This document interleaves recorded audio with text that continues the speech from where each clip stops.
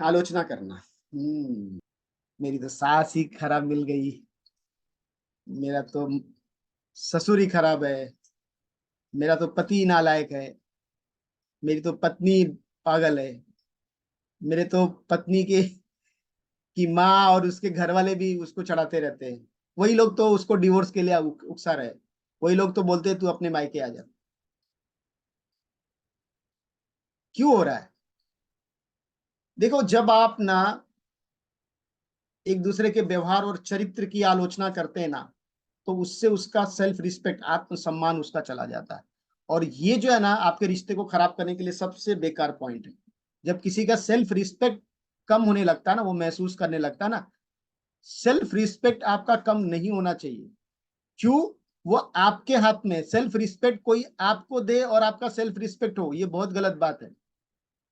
आप जब अपने आप से सेल्फ लव नहीं करते हो, तब आप दूसरे से लव की उम्मीद करते हो। जब आप अपने आप से प्यार करना सीख जाते हो ना, तो दूसरे के प्यार की आपको जरूरत ही नहीं। एक भरे हुए घड़े में पानी डालोगे तो बाहर जाएगा, बट एक खाली घड़े में पानी डालोगे तो भरता जाएगा, भरता जाएगा।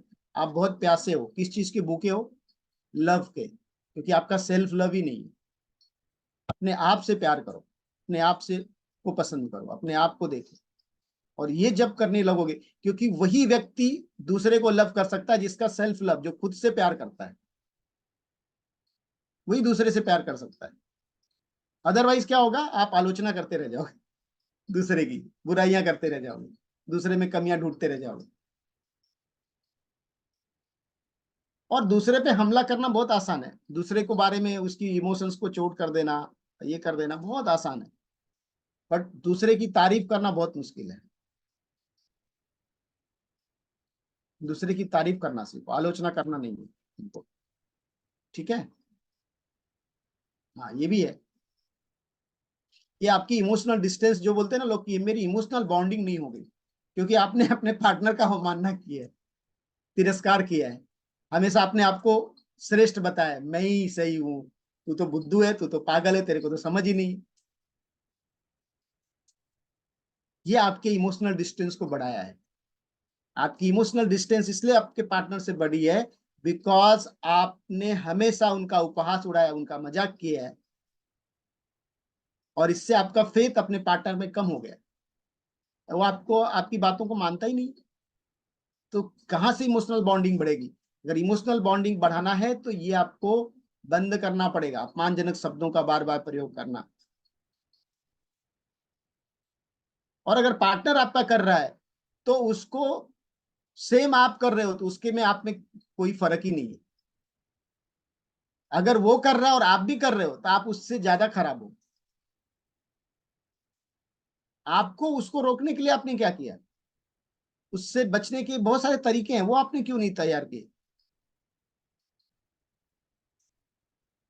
वो अगर खराब है तो आप कहाँ अच्छे हुए? आप भी तो खराबी हो। आप अच्छे बनो ना। ठीक है? डिफेंसिव होना बहुत बार होता है। हम्म। मैंने तो भाई अपना काम कर दिया, मैंने टिफिन बना दिया, ये कर दिया। अब आगे का जो है वो तुम देख लो। हाँ? मैं तो पैसा ला के दे दिया, मैं पैसा ला के दे दिया, अभी वो घर पे क्या है क्या नहीं वो तुम्हारी जिम्मेदारी। मेरा काम कर दिया मैंने।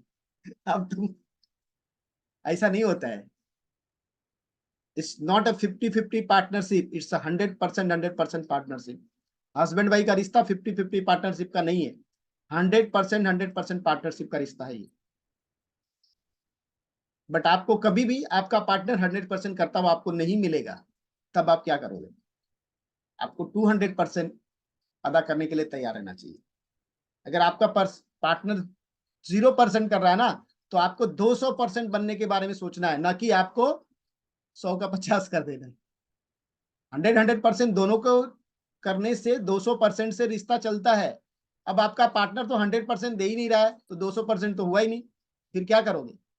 वो तो 50% भी नहीं दे रहा है, आपको 160% करना पड़ेगा, उसको 40% करने देना। ये नहीं सोचना कि नहीं नहीं नहीं, मैं तो 100% मेरा हो गया, अब तो वो उसको करना पड़ेगा, उसको सुधारना है सर।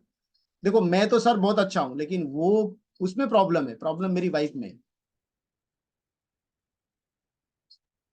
उसका भी रोल आपको निभाना पड़ेगा। आपने शादी करने का निर्णय ले लिया ना, शादी कर ली ना, तो अब आपको निभाना पड़ेगा। देखो, आप नाव से नदी में चल रहे हो, आधा दूर पहुंच गए और आधा दूर के बाद बोल रहे हो सर अब मुझे आगे नहीं जाना, अब मुझे पीछे जाना है। भाई जितना पीछे जाने में मेहनत है उतना आगे जाने में मेहनत है, आगे जाओ, पीछे क्यों जा रहे हो? बीच नाव में पहुंच गए हो, जो भी करोगे आप, या तो पीछे जाओ या तो आगे जाओ, दोनों में सेम मेहनत है। पीछे जाने में उल्टा ज्यादा मेहनत है, आगे जाने में कम मेहनत है। तो वो क्यों सोच रहे हो पीछे जाने का? बैक नहीं, मुझे तो डिवोर्स लेना है, मुझे तो साथ में ही नहीं रहना। तो इतना साल के बाद क्यों समझ में आ रहा है? 10 साल के बाद? 10 साल तक क्या कर रहे थे? 5 साल तक क्या कर रहे थे?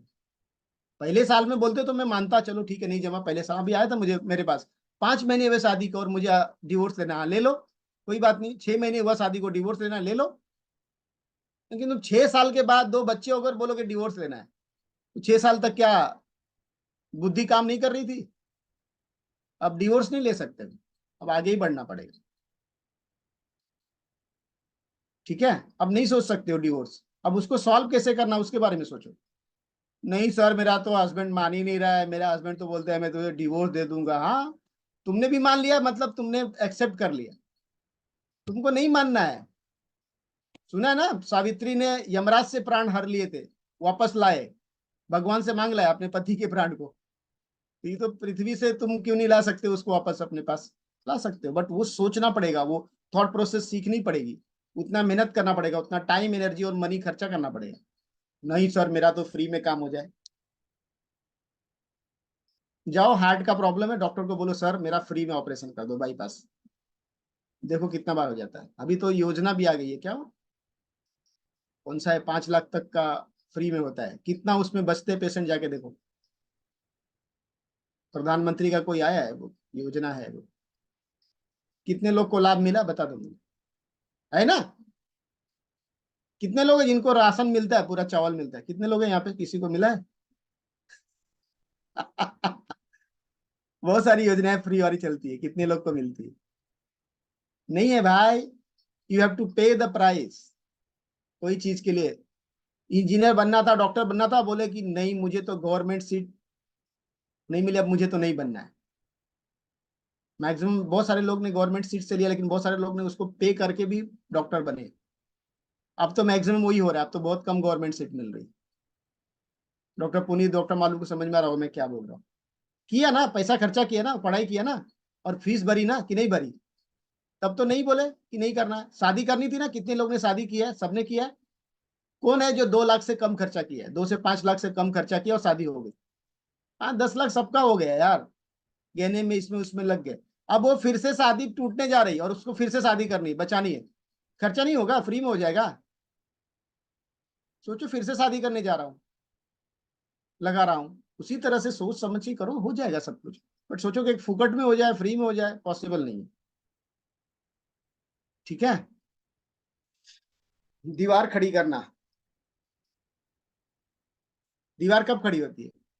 बात ही करना बंद कर देते हैं दोनों में, अभी तो मुझे इससे बात ही नहीं करना है, बोलते ना, मैं कंटाल गई हूँ, मैं कंटाल गया हूँ, अब मुझे मेरे पार्टनर से बात नहीं करना। जब आप एक दूसरे को अनसुना कर देते हैं या सामने वाले से बात करना बंद कर देते हैं, चुपचाप हो जाते हैं, तब वो आपका साथी आपसे अलग महसूस करेगा और आपसे सेपरेट हो जाएगा। जब आप दीवार खड़ी करोगे उसके 1 से 2 साल में सेपरेशन 100% है। दीवार से बात करने के लिए वो पत्नी नहीं आई है, वह दीवार से बात करने के लिए वो पति नहीं आया, इंसान चाहिए ना। तो जब आप दीवार खड़ी करोगे तो क्या करेगा वो?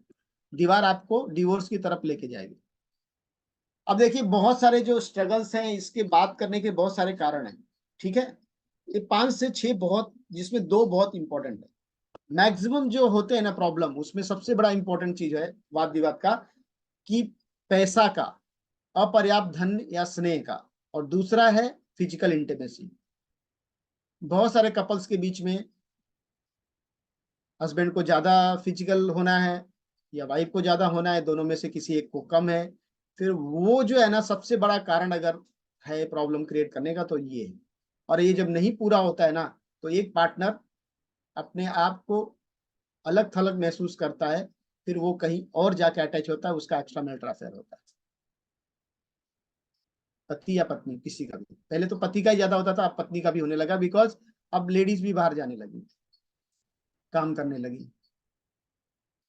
अब देखिए, फिजिकल इंटीमेसी का मतलब ये नहीं है कि आप किसी के साथ सेक्सुअल रिलेशन ही बना रहे हो। अगर आप किसी से हंस के भी बात कर रहे हो और एक दूसरे का केयर कर रहे हो, मैसेज हो रहा है, बातचीत हो रहा है, ये भी फिजिकल इंटीमेसी में जा रहा है।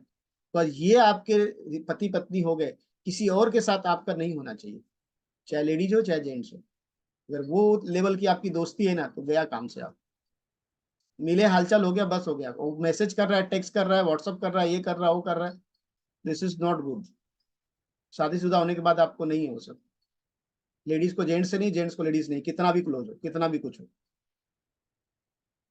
ये सब नहीं करना है। और इसीलिए, और बोला ना, जलन होना। अभी एक जगह था, कौन वाइफ शायद हायर पोस्ट पे है, और हस्बैंड जो है वो बैंक में काम करते हैं, और वो लोअर पोस्ट पे है। उसके लिए भी होता है, जलन होने लगती है। ठीक है। बहुत बार प्रॉब्लम क्रिएट होता है, काम की जिम्मेदारियां, एक पार्टनर इतना काम कर रहा है, इतना काम कर रहा है, दूसरे को पड़ी नहीं। तो काम की जिम्मेदारियां जब बढ़ती हैं, उसमें भी, उसकी वजह से भी प्रॉब्लम चलता है। और दूसरा है, सबसे इंपॉर्टेंट बात है कि जब हम कंट्रोल करते हैं, और अधिक मतलब कंट्रोल करना किसी को, और अपना अधिकार दिखाना, राइट्स, मेरा अधिकार है, मैं तो पति हूं, मैं तो पत्नी हूं, प्रभुत्व दिखाना, मैं बड़ा हूं, तब भी प्रॉब्लम होता है। और बहुत सारे लोग, मुझे तो घर खरीदना है, घर ही नहीं खरीद के दिया मेरे हस्बैंड ने, फ्यूचर का प्लानिंग, मुझे तो बड़ा घर लेना था, एक उसके लिए पैसा जमा करना है। अरे पैसा जमा करना अच्छी बात है, पहले खाना अच्छे से, वो इंपॉर्टेंट है, सब हो जाएगा। तो ये 6 मेन कारण है जिसकी वजह से स्ट्रगल चालू होता है, वाद विवाद चालू होता है, और ये जो है सेपरेशन की तरफ बढ़ता है। ठीक है। तो कैसे करें, इसमें बहुत सारी चीजें कि देखिए, एक दूसरे के दृष्टिकोण का सम्मान करें। रिश्ते में हम एक दूसरे के विचारों को सुनना और समझना बहुत जरूरी है। और क्या मुद्दा है उसके ऊपर ध्यान दीजिए, तब विषय पे बने रहो। बात चल रही है कुछ और लेके चले गए कहीं और, वो नहीं करना है। जिस विषय पे बात हो रही, उस विषय पे बात करी, उसको चर्चा कीजिए।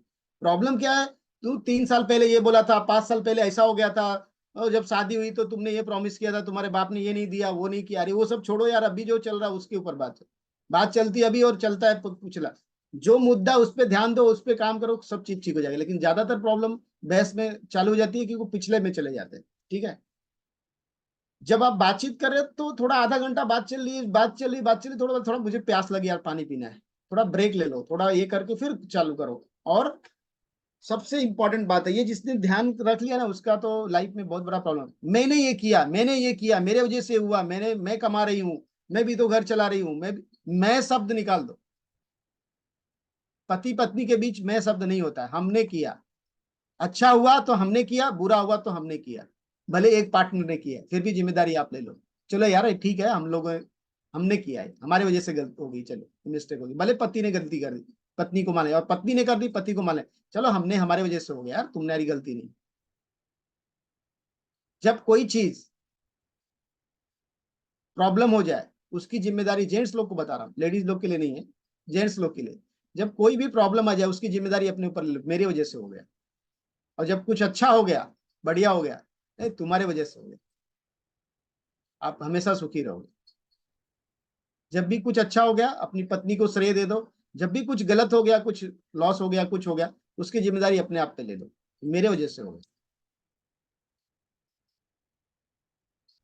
मैं शब्द निकाल दो, अगर आपको अपने रिश्ते को ठीक करना है, मैं शब्द को कंप्लीटली निकाल दो अपने डायरी से। देखो, पहली बात की, कभी भी कोई बात करने का सही टाइम है ना, जब सामने वाले का मूड सही ना, तब बात करो। ये नहीं कि कभी भी बात करो, सही समय का पता लगाओ कि कौन सा ऐसा टाइम है मेरा पार्टनर, उस समय बात करो। कोई भी बात बोलनी है ना, जवाब देना है ना, थोड़ा रुको, उसके बाद उसकी प्रतिक्रिया दो, मतलब उसको, सामने वाले को रिएक्ट तुरंत नहीं करना। ठीक है। ये सब चीजों को ध्यान रखना, ये अगर 5-6 चीजों का ध्यान रखोगे तो बहुत चीज अच्छा रहेगा। समाधान खोजने के लिए एक दूसरे का सपोर्ट कीजिए। और सेल्फ, बोलते हैं ना, बहुत सारी चीजों का आपको खुद क्या आत्मनिरीक्षण करना है। अगर आत्मनिरीक्षण नहीं करोगे तो आपको पता भी नहीं चलेगा क्या प्रॉब्लम हो रहा है। और देखो, एक मेंटर की सहायता ले लो। हम लोग को लगता है ना कि यार हमको बुखार सर्दी हो गया ना, छोटा प्रॉब्लम भी ना, तो भी हम डॉक्टर की सलाह लेते हैं। छोटी सी बीमारी है शरीर को होगी नहीं, तो ये समस्या कोई छोटी नहीं है। पति पत्नी के रिश्ते का आना, ये भी बहुत बड़ा पॉइंट है। इसमें कोई मेंटर या कोच की सहायता लेके करोगे तो आपको ना एक जल्दी से वो सॉल्व होगा। अदरवाइज ये 5-6 साल आपका वेस्ट हो जाएगा। 5-6 साल में आप बहुत पैसा कमा लोगे, बहुत चीज कमा लोगे, और रिश्ता अच्छा हो गया तो बहुत कुछ कर लोगे। लेकिन अगर 6 साल आपका रिसर्च करने में चला गया ना, वो 6 साल की जगह 6 महीने से 1 साल में सब चीजें सॉल्व कर लो। कोच मेंटर क्या करेगा, वो चीजें 6 महीने में आपके सामने ला के दे देगा, फिर आप उस बात को समझने लगेगा और वो सॉल्व कर लोगे जल्दी। अदरवाइज वो 6 साल लग जाएंगे उसको सॉल्व करने में आपको। तो फर्क यही है, आपका टाइम बच जाएगा, और टाइम इज मनी। आपका 5 साल बच गया तो 1 साल में कितना पैसा आएगा, 5 साल में उतना कमा लोगे, जो भी आप कोच को फीस दोगे उससे ज्यादा कमा लोगे, मिनिमम 5 to 10 times। संघर्ष समाधान का लक्ष्य क्या है? जीत या हार नहीं है, बल्कि समझ तक पहुंचना और सही होने की हमारी जिद को छोड़ना है। हमारा मतलब किसी का गलती साबित करना नहीं है। मतलब कोई हमारा पार्टनर गलत है सही है, वो हमारा मकसद नहीं है। मकसद क्या हमारा है कि हम सही हैं। ये जिद को छोड़ना हमारा मेन मकसद है। सही कोई नहीं होता है, और गलत कोई व्यक्ति नहीं होता है। गलत कभी कोई व्यक्ति नहीं होता है, परिस्थितियां गलत होती हैं। इसलिए आपको ये बहुत ध्यान से समझना पड़ेगा कि परिस्थितियां गलत है, वो इंसान गलत नहीं है। क्या गलत है? परिस्थितियां गलत है। तो आपको उस परिस्थिति को समझना है। The goal of conflict resolution is not victory और defeat, but it is to reach understanding and letting go to our need to be right. ठीक है, ये इंग्लिश है उसका। तो लास्ट में हम कंक्लूजन पे पहुंच रहे हैं। देखो, बहस होना गलत नहीं है, लेकिन हेल्दी बहस होना अच्छी बात है। बट डिस्ट्रक्टिव, जिससे विनाशकारी आर्गुमेंट में परिवर्तन नहीं होने देना है। समय पे इलाज कर लेना उसका बहुत इंपॉर्टेंट है। कोई भी झगड़ा हुआ 24 घंटे में सॉल्व होना चाहिए, विद इन 24 आवर्स। जो झुकता है ना वही महान है। जो झुक के सॉल्व करता है ना वो बड़ा है, जो झुकता है वो छोटा नहीं है। यहाँ पे जितने लोग हैं ना, सब लोग से मैं यही उम्मीद करूंगा कि आप अपने पार्टनर के साथ झुको। कुछ बात होती है, अच्छे से प्यार से उसको स्माइल करके चीजों को खत्म करो और आगे बढ़ो। लाइफ बहुत बड़ी नहीं है, छोटी है। जितना दिन मिला है उसको अच्छे से हंस खल के जी लो। हर दिन हर साल आपके लिए बहुत सारी खुशियां लेके आएगा। लेकिन अगर आप झगड़े करते रहोगे तो बहुत मुश्किल हो जाएगा।